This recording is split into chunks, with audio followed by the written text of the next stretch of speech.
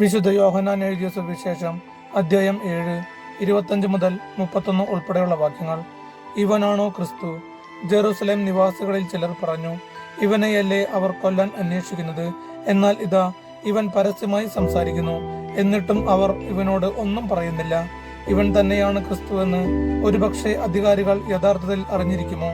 ഇവൻ എവിടെ നിന്ന് വരുന്നു എന്ന് നമുക്കറിയാം.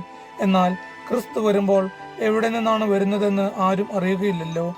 ദേവാലയത്തിൽ പഠിപ്പിച്ചു കൊണ്ടിരുന്നപ്പോൾ യേശു ഉച്ചത്തിൽ പറഞ്ഞു, ഞാൻ ആരാണെന്നും എവിടെ നിന്ന് വരുന്നെന്നും നിങ്ങൾക്കറിയാം. എന്നാൽ ഞാൻ സ്വമേധയാ വന്നവനല്ല, എന്നെ അയച്ചവൻ സത്യവാനാണ്.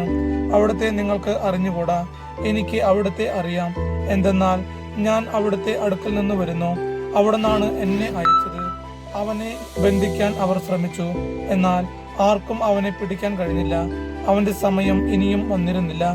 ജനക്കൂട്ടത്തിൽ വളരെ പേർ അവനിൽ വിശ്വസിച്ചു.